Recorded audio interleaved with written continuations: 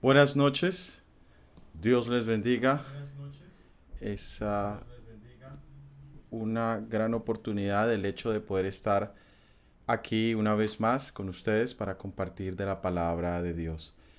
Y como lo hacemos todas las noches, vamos a postrarnos de rodillas los que lo podamos hacer y vamos a iniciar con una oración. Vamos a postrarnos de rodillas. Eterno Dios, nuestro Padre Celestial, queremos en este momento presentarnos delante de ti dándote gracias por un día más de vida, Padre amado, por la oportunidad de una vez más tener la, el momento para el estudio de tu palabra. Venimos en una temática importante, relevante, y sabremos, bendito Padre, que vivimos en momentos donde el entendimiento de estos capítulos es vital para nuestra propia entrega, para nuestra propia salvación. Regala sabiduría a todos los que participemos en este estudio. Regálanos tu compañía, tu bendición y tu dirección es lo que te rogamos humildemente, sin merecerlo. En el nombre de nuestro Salvador Jesucristo. Amén. Muy bien, venimos estudiando sobre el libro Apocalipsis, sobre el libro de Apocalipsis, y hemos entrado en el capítulo número 13, que es conocido por la temática de la marca de la bestia, y también estamos viviendo un momento muy importante porque en medio de esta pandemia hemos escuchado todo tipo de filosofías, de credos, de ideologías que tienen que ver con lo que la marca de la bestia es, qué debemos, cómo debemos actuar, cómo debemos reaccionar. Y es propicio que pasemos por un estudio detallado. La semana pasada hicimos, por decirlo así, una introducción. Y en esa introducción analizamos los diferentes tipos de entendimiento que existen hacia el concepto en general. Solamente hicimos eso. Mirar cómo algunos ubican la marca de la bestia en algo que ya pasó, que no hay que preocuparnos. Otros lo arrojan hacia el futuro y dicen no se preocupen, eso es algo que vendrá con el anticristo y nosotros estamos esperando es el rapto de la iglesia, entonces por lo tanto no estamos totalmente bien, pero vimos que también existe el desarrollo profético, se le llama la interpretación histórica, donde los eventos se van desarrollando y la Biblia nos hace una ilustración muy bella en el libro de Daniel, donde nos permite ver cómo se va desarrollando la profecía, que no es totalmente muerta en el pasado, que no todo totalmente está por allá en un futuro incierto, pero que a medida que van pasando los días, los meses, los años, ahí la profecía se va a ir cumpliendo y se va a ir desarrollando. Dijo nuestro Señor Jesucristo que a medida que fuésemos viendo íbamos a ir entendiendo, es decir, que no hablaba de simplemente pararnos y mirar hacia el pasado y decir, oh, ya pasó, ni sentarnos a decir, vamos, eso viene por allá y a mí no me va a corresponder, sino al contrario, que lo viésemos en los cumplimientos presentes de los hechos que estamos viviendo. Entonces, hoy vamos a entrar en la segunda parte del libro de Apocalipsis capítulo 13 y allí hoy vamos a hacer un análisis meramente bíblico y vamos a entender lo que muchas personas hacen mención, de los que muchos hacen mención y, y pues malinterpretan. Entonces para ello vamos a ubicarnos en el capítulo 13, vamos todos a tomar nuestras Biblias y vamos a empezar desde el versículo 11. Vamos a hacer ese ejercicio. 13:11 del libro de Apocalipsis. ¿Qué nos dice el capítulo 13, el versículo 11? Dice de la siguiente manera.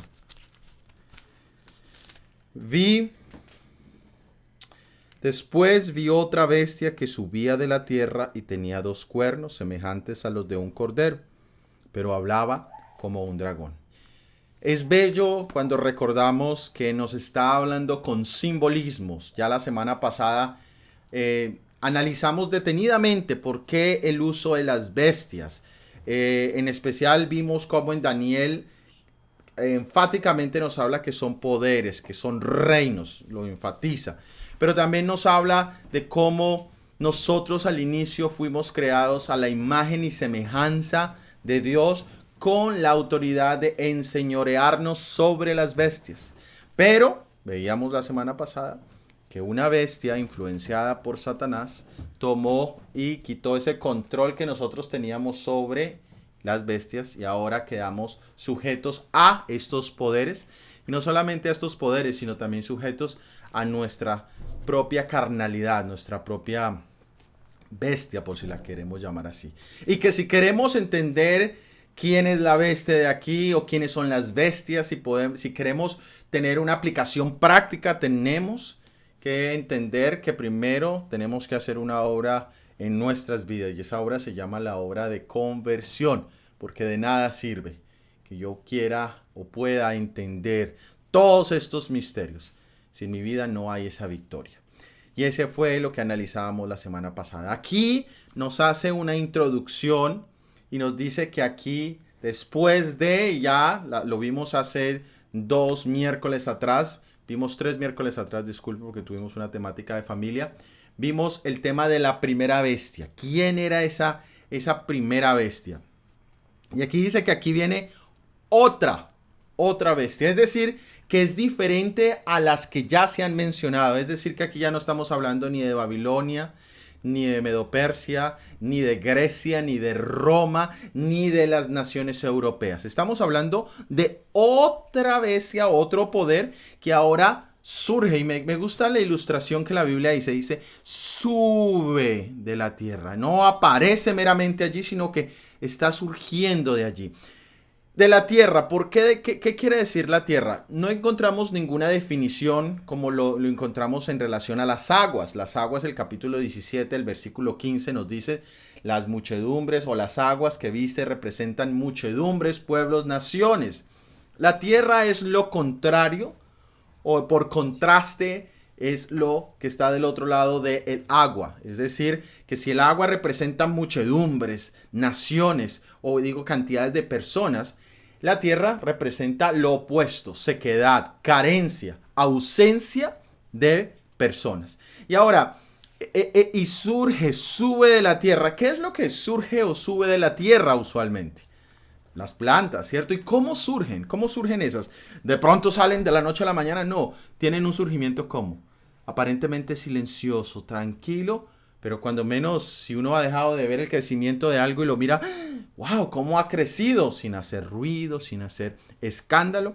Es decir, que aquí estamos hablando de un poder que sube, mientras que el que hablábamos o el que terminamos en la primera parte decía que sufrió una terrible herida, venía en bajada, podríamos decirlo, y esta venía subiendo. Eso es un elemento interesantísimo, que estaba subiendo. Y decía que tenía 2 cuernos, es decir, que estos 2 cuernos, como los tenemos aquí en la imagen, representa un animal muy particular, porque si nosotros nos referenciamos de los diferentes tipos de bestias que tenían cuernos, que tuvieran 2 en particular, estaba la de Daniel capítulo 8, versículo 3 y versículo 20, donde allí los cuernos eran símbolo de poder, es decir, que esta nación o poder o país tiene también autoridad, tiene hasta cierto punto la capacidad de dirigir y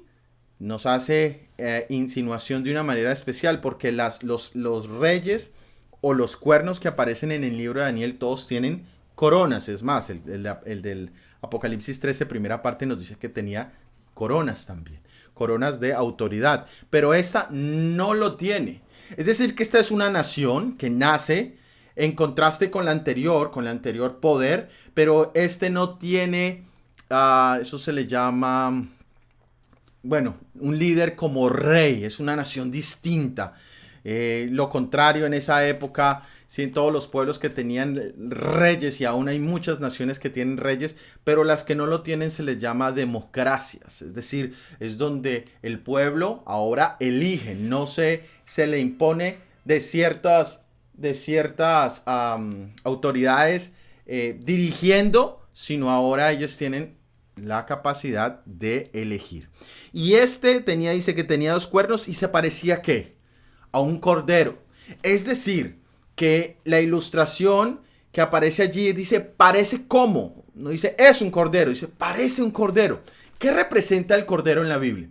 Es la representación de nuestro Salvador Jesucristo. Y en esa representación nos dice que este poder tenía principios de Jesucristo. Es decir, era un seguidor, por decirlo así, de los principios del reino de nuestro Señor Jesús.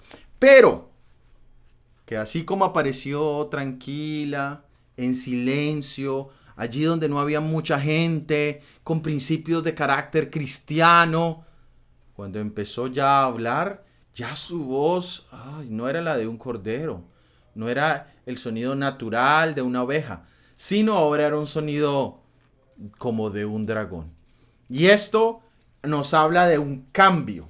Es decir, que empezó de una manera, pero paulatinamente va a cambiar. Muy bien, vamos a leer el versículo 12 para ya más o menos ir alineando lo que estamos leyendo.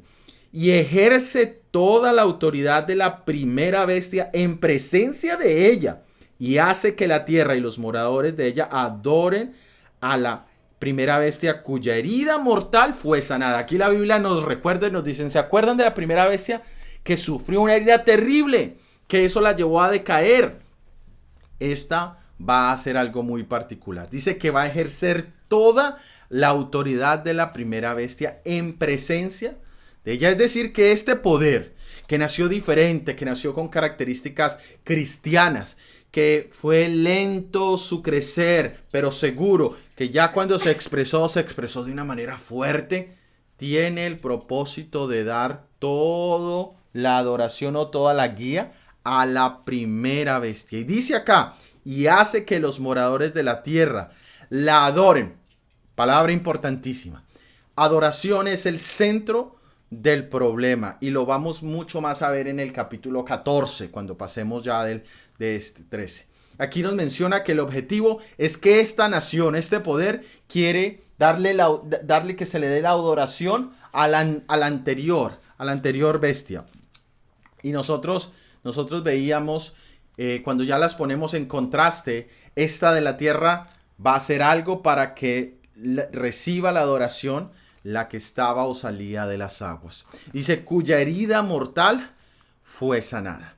Es decir, ¿de qué poder podemos nosotros estar hablando? Si el primer poder del que nosotros hablamos en el capítulo 13, versículo 1 al 9, y allí nos hablaba de que era una bestia como la que aparece en la imagen, que tenía sus pies eran de oso, su cuerpo era de leopardo, su cabeza era de león, tenía cuernos, 10 cuernos en particular.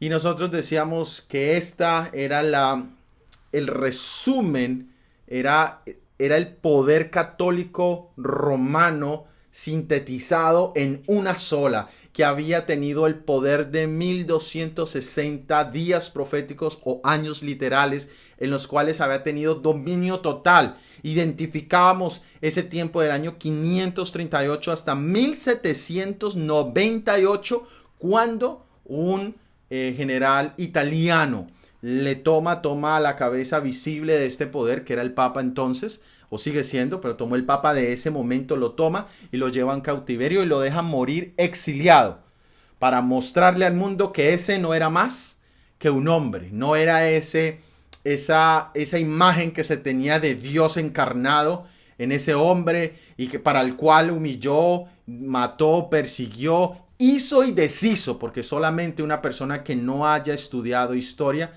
reconocería tendría la valentía de ignorar lo que el poder católico logró hacer por tanto tiempo. Entonces aquí aparece que mientras este poder iba en bajada, este nuevo estaba surgiendo.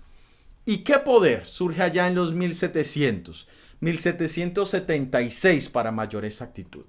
No es otro sino los Estados Unidos de Norteamérica, que conciencialmente, como ustedes pueden ver, tienen un parecido arquitectónico, ¿cierto?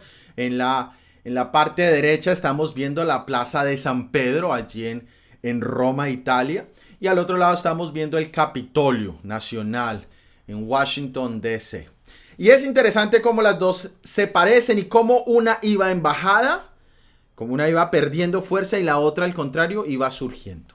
Y esto nos permite empezar a ubicar con claridad de qué poderes que estamos hablando en la segunda parte del capítulo 13 de Apocalipsis. Es un país, surge sin guerras, porque es verdad, cuando de los padres peregrinos que se les llamaba, llegaron huyendo de las persecuciones en Europa, llegaron aquí buscando un lugar de refugio, buscando un oasis, por así llamarlo.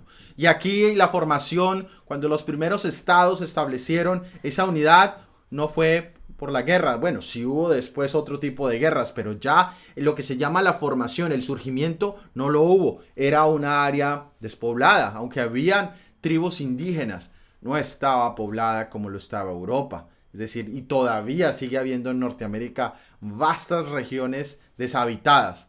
Los que hemos tenido el privilegio de poder cruzar Estados Unidos, por lo menos de lo que es Oriente a Occidente, nos hemos dado cuenta que hay horas enteras de trayecto en el cual no se ve absolutamente a nadie. Todavía sigue siendo un lugar despoblado. Y los que hemos también tenido el privilegio de estar en Europa, encontramos que allí es lo contrario. Allí está bien encerrado todo. Allí hay pueblos, ciudades y por todo lado. Allí hay una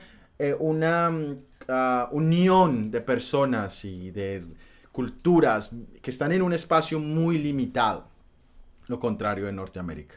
¿Cuáles fueron los principios que fundaron los Estados Unidos? Su dinero lo dice, su constitución lo dice, y eran cristianos. En un principio pensaron, dijeron, nosotros aquí el católico que aparezca, también lo matamos. Y dijeron, no, un momento, nosotros no vamos a hacer eso. Ellos lo hicieron en Europa, nosotros no lo vamos a hacer aquí. Por lo tanto, amendan la constitución es que aquí no se declara ningún tipo de credo religioso. Se cree en Dios, se respetan y existe una libertad de pensamiento y una separación. Óigase bien, separación de iglesia y Estado. La una no va a entrar en conflicto con la otra de ninguna manera. Ahora, 1776, años previos en el cual el otro poder iba a ir decayendo, aunque ya venía decayendo. Se considera también que el año 1517 es vital en esa herida mortal que el poder católico sufrió. ¿Qué sucedió en 1517?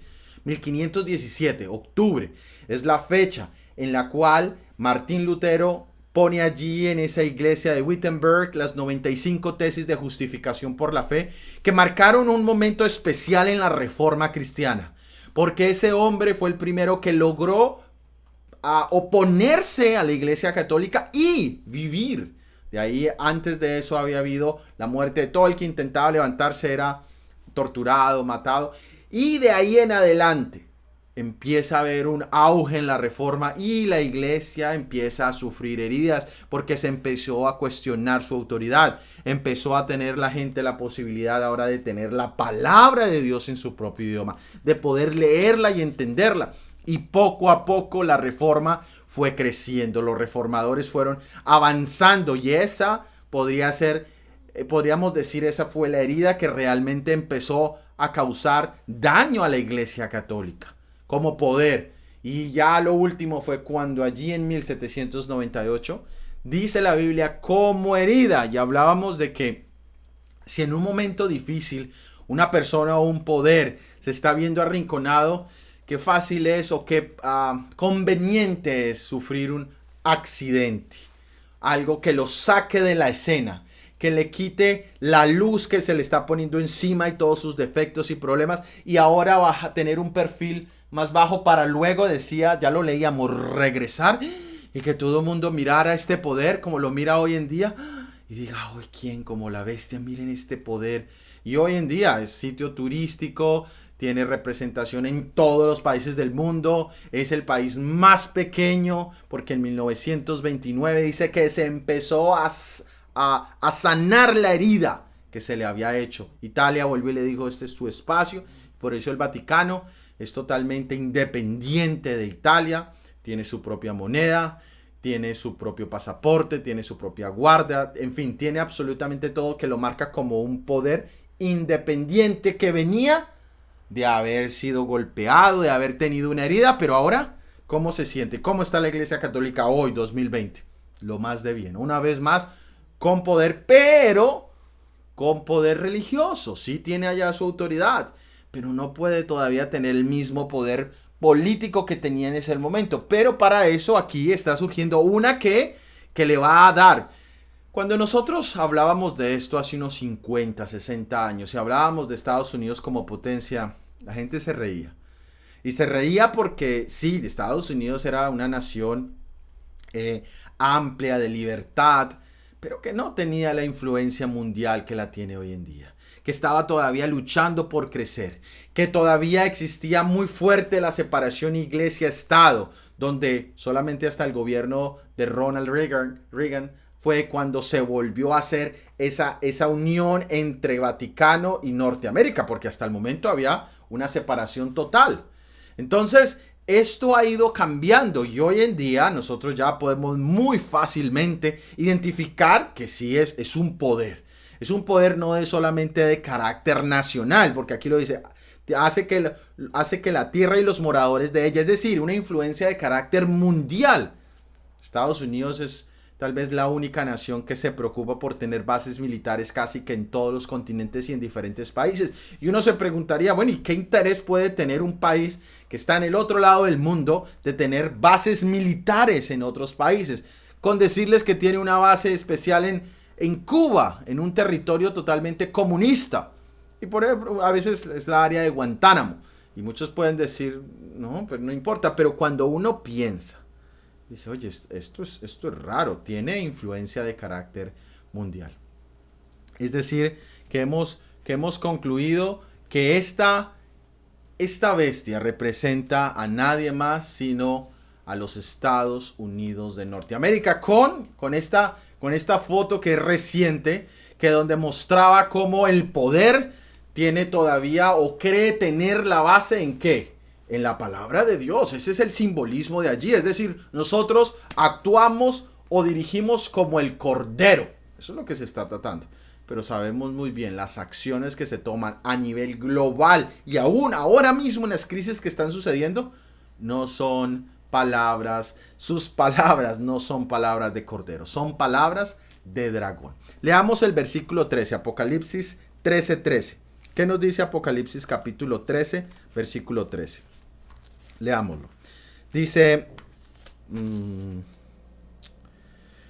también hace grandes señales de tal manera que aún hace descender fuego del cielo a la tierra delante de los hombres.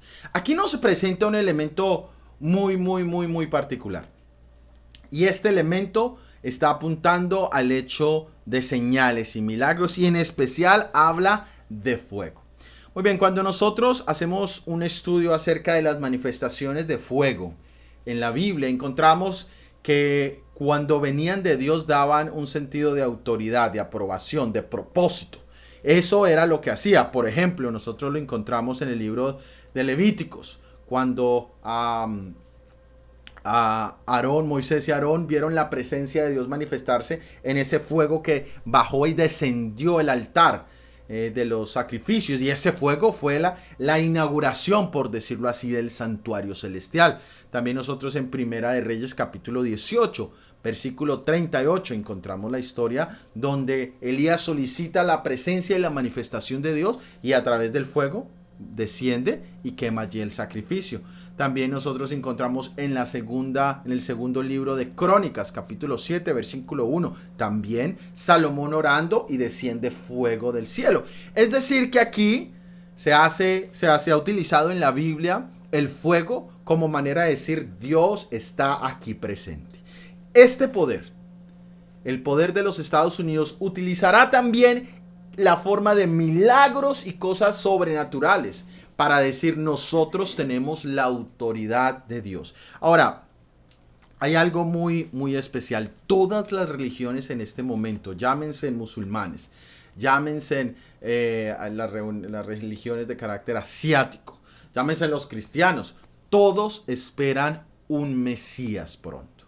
Ahora, la Biblia nos dice que habrá también un poder, una manifestación especial de Satanás que dirá yo soy el Cristo, heme aquí. Ahora, ustedes solamente pueden unir los conceptos. Se espera fuego del cielo. Se espera que Estados Unidos sea el que también haga o sea anfitrión de esa manifestación. Y que ese poder ahora venga y diga, ustedes están haciendo lo que se debe hacer. Se necesita un líder en este momento. Y ese líder, es decir, es solamente lo que estamos viendo cómo se está desarrollando. Aquí dice que hará descender fuego del cielo. Leamos el versículo 14.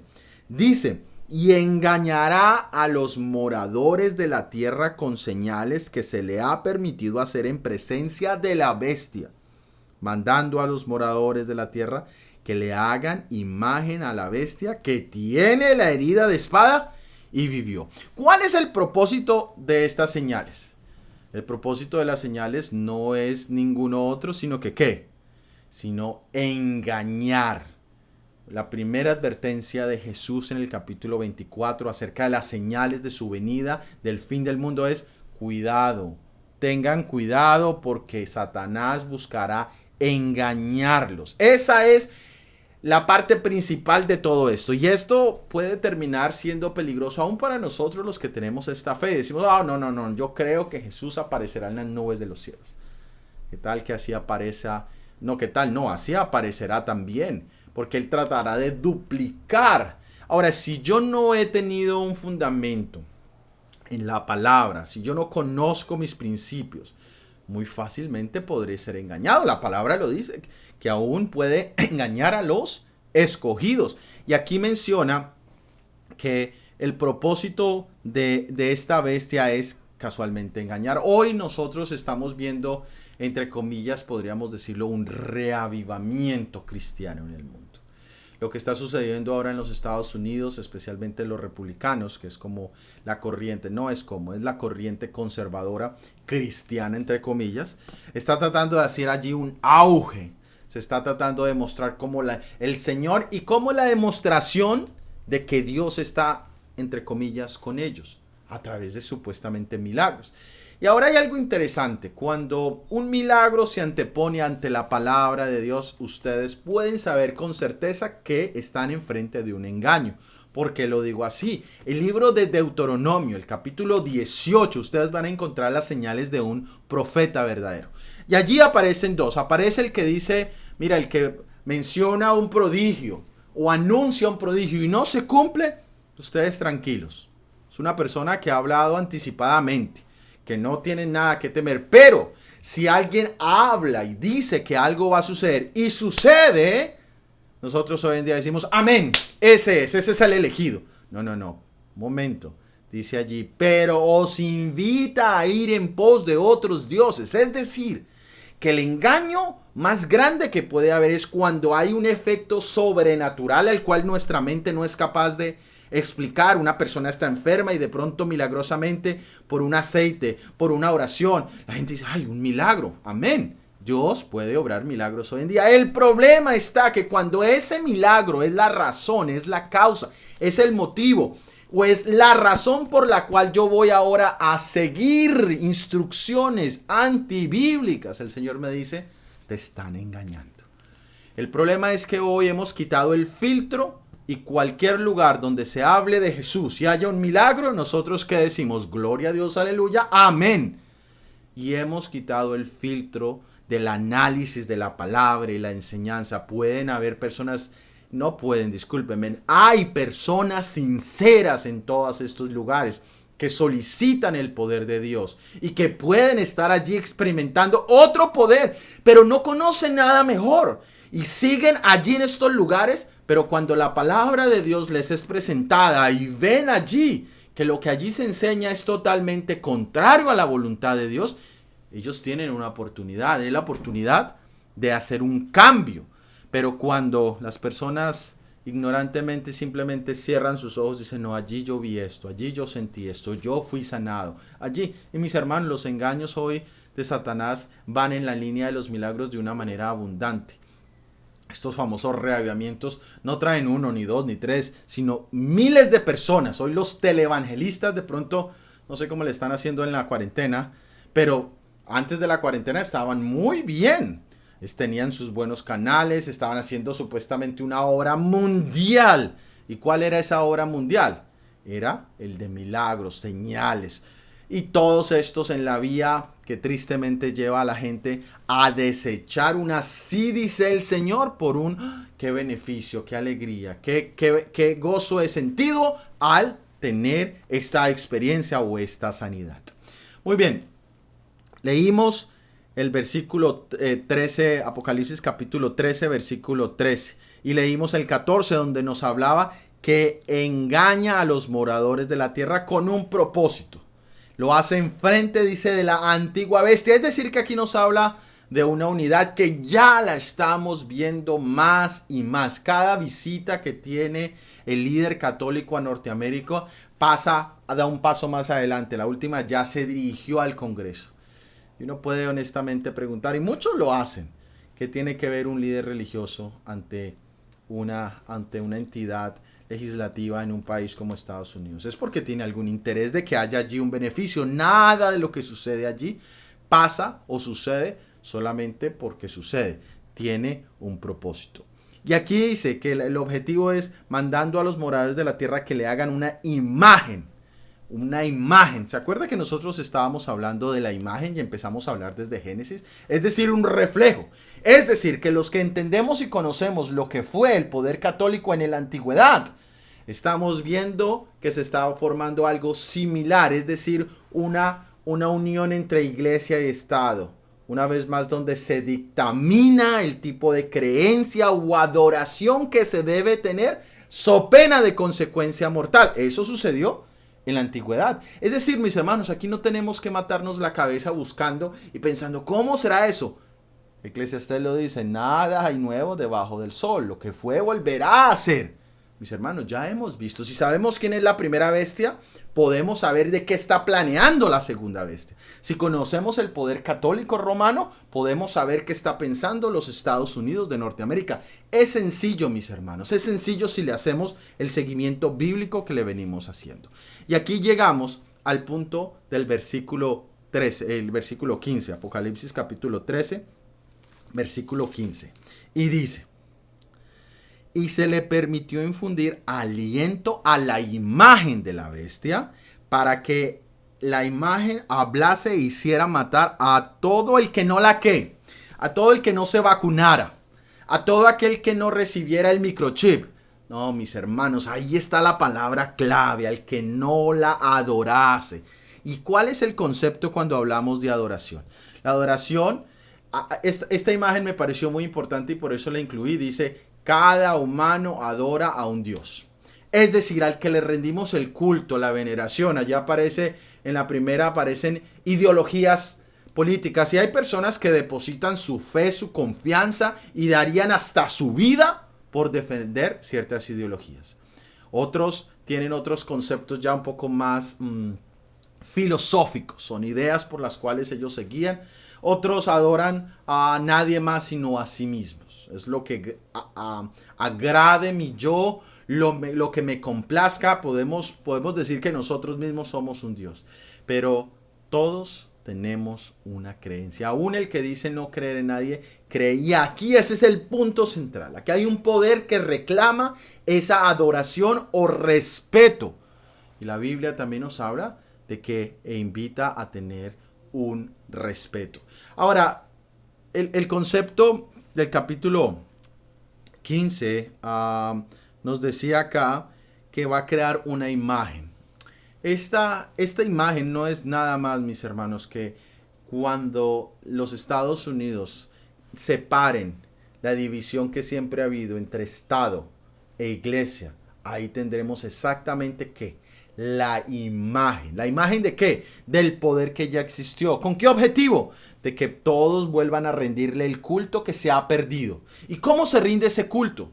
Ese culto se rinde siguiendo las doctrinas, los principios, las ideologías que ellos han formulado como base para la salvación del mundo. Y estamos en una crisis, mis hermanos. Se está buscando un líder mundial que pueda guiar a este planeta, porque definitivamente todos han fallado. Pero falta ayuno esperando que le den la oportunidad, que el poder más grande que tiene la autoridad política en este mundo diga, un momento, aquí está, este debe ser nuestro líder. Y ustedes ya se pueden imaginar cuál será ese líder. Indiscutiblemente tendrá que ser el poder de la Iglesia Católica Romana.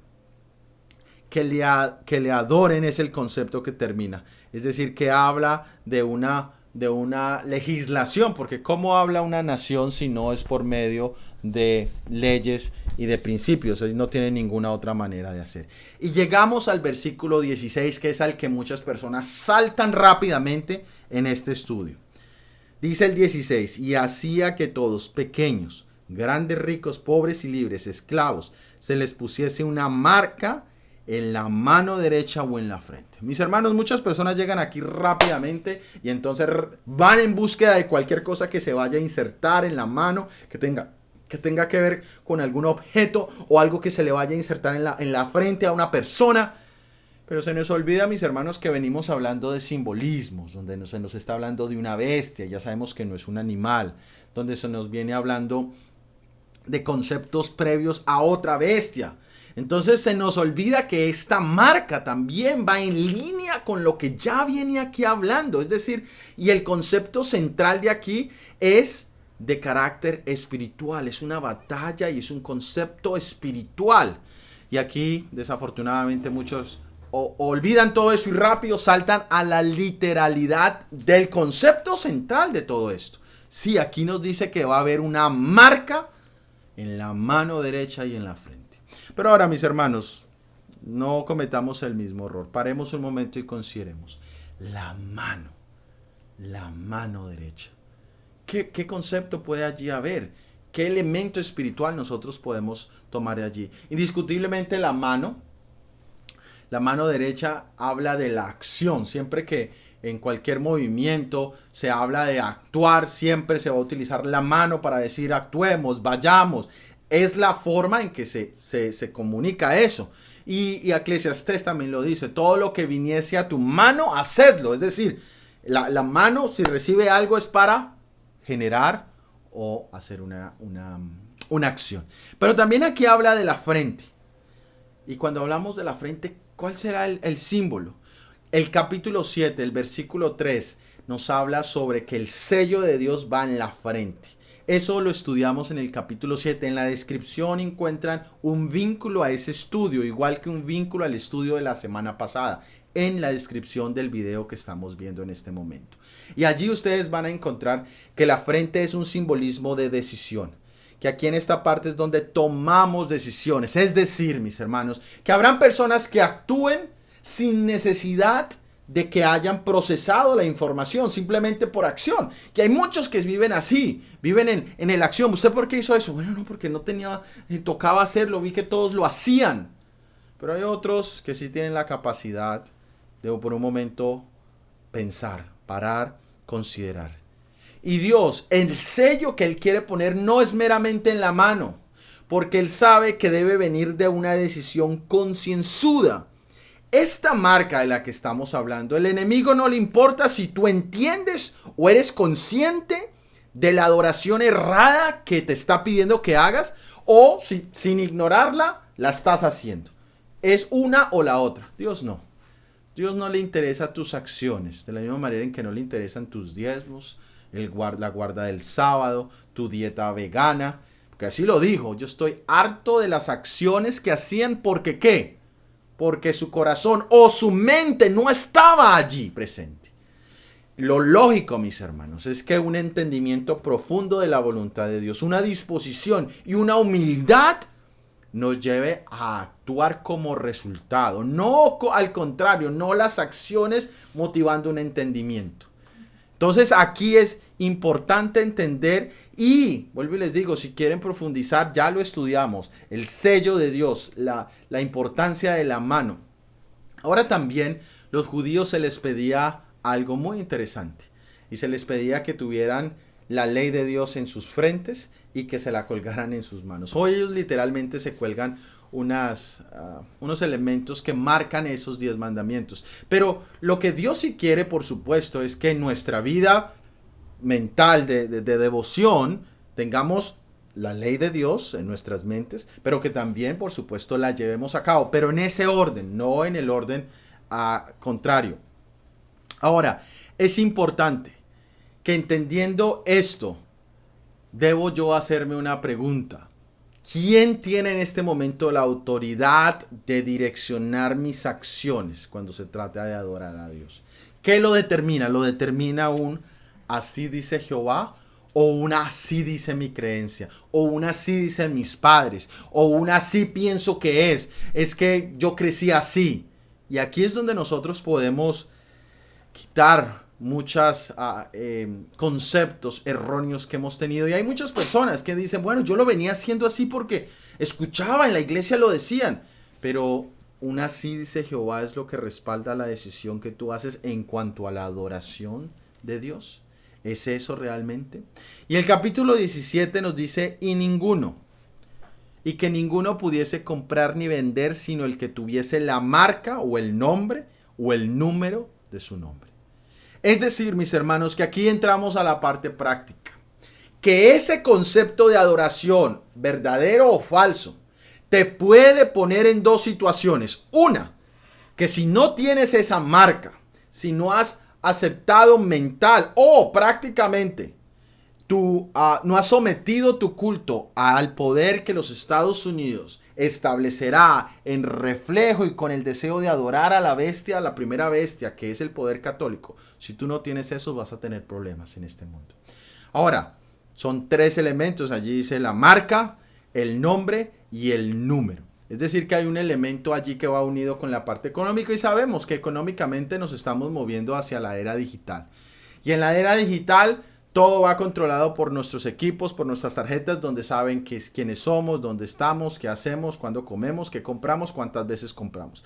Estamos moviéndonos lentamente y es allí cuando el concepto salir de las ciudades y tener el encuentro allí en los espacios del campo donde podamos cultivar nuestra propia comida viene de una mente con sabiduría. Es decir, esto no es un capricho, sino hay bastante sabiduría en ese concepto. Y es un momento de reflexionar. Durante la cuarentena muchos estaban pensando, bueno, ya nos vamos, ya es hora de salir. Ya se ha pasado la cuarentena y ya las personas dicen, bueno, pero no pasó nada, vea, estamos bien aquí. Lo que hay que trabajar es trabajar. Ahora sí vamos a trabajar. Porque la siguiente momento de la historia donde vuelva a ponerse esta presión de la que estamos hablando puede ya ser muy tarde. Y los que estemos en las ciudades o los que aún permanezcan en las ciudades van a pasar momentos difíciles, mis hermanos, eso sí. Pero ahora tenemos un mensaje y es el mensaje de compartir esto que nosotros entendemos. Debemos compartirlo. A la vez que estemos avanzando en nuestra preparación de la salida al campo, tenemos que también estar unidos en la predicación. No se trata aquí salir corriendo hacia el campo. ¿Y el campo a qué, mi hermano? ¿Esconderte de quién? Si todavía no nos están persiguiendo. ¿Por qué no nos están persiguiendo? Porque tal vez aún no estamos compartiendo, no estamos predicando. Estas tres características importantes, mis hermanos, las vamos a analizar la próxima semana. La marca, el nombre y su número, para poder entender exactamente lo que aquí nos está hablando. Pero ya hemos encaminado, es de carácter espiritual. Es una guerra de adoración. Estados Unidos tiene indiscutiblemente aquí gran parte, o por no decir, es el poder del cual estamos anunciando o se está anunciando que tendrá un papel importante. Pero mis hermanos, nuestros ojos deben estar puestos, y lo vamos a ver en el capítulo 14, y ya lo hemos visto en otros elementos. Debemos estar preocupados por recibir la marca del Dios viviente. Esa debe ser mi preocupación. Sí, tenemos una marca que evitar. Tenemos un poder que evitar rendirle adoración, pero para yo evitarla no solamente tengo que identificarla. Muchas personas están, porque se habla del día de culto erróneo, que es el domingo como día de institución divina para el culto de Dios. Y muchos están esperando que suceda esa imposición de ese día. Y mis hermanos, puede que cuando ese día llegue nosotros seamos totalmente engañados. Por eso nuestra preocupación es, ¿ha impresionado Dios mi corazón? ¿He entregado yo mi vida a Él? ¿Estoy hoy dispuesto si llegase a morir? Si hoy fuese mi último día de vida, ¿tengo yo la seguridad de mi vida, de la vida eterna? Y eso es lo que nos debe preocupar hoy en día. ¿Por qué? Mis hermanos, servir a Dios nos pondrá en una situación difícil ante el mundo. Indiscutiblemente, lo hemos leído, lo hemos escuchado, se ha predicado. Pero seguir al mundo seguir allá siendo arrullados por el vaivén de los eventos de la historia, y eso lo arrulla a uno. Vamos, crisis, viene crisis. Vamos, crisis, viene crisis. Y el seguir allí en el mismo conformismo, mis hermanos, me pondrá enfrente de un Dios santo y justo. ¿Tú cuál quieres vivir, mis hermanos? ¿Quieres ser perseguido por el mundo o quieres tener que enfrentar a un Dios justo y verdadero? Mis hermanos, yo prefiero ser perseguido por el mundo. Porque ¿qué puedo yo perder? La vida le pertenece a Cristo. Todos tenemos la esperanza de algo mejor, pero perder mi vida eterna y tener que enfrentar a un Dios justo, sin su misericordia, sin la justicia de mi Salvador, mis hermanos, eso no es algo que le desearía a ninguno de ustedes. Por lo tanto, mis hermanos, hoy el llamado es: ¿a quién estás tú adorando? ¿Quién es tu prioridad en este momento? ¿A quién estarías tú dispuesto de quién estás dispuesto a sufrir persecución? ¿Prefiere que el mundo te persiga o que Dios tenga que enfrentarte en el día final? Dios quiera impresionar nuestros corazones. Dios quiera ayudarnos para que podamos hacer una entrega total a nuestro Salvador. Que el conocimiento que vayamos a recibir o que estemos recibiendo del libro de Apocalipsis sea simplemente para tener un encuentro profundo con mi Salvador. Hoy es un excelente día. Hoy es un día maravilloso para poner nuestras vidas en línea con el Señor.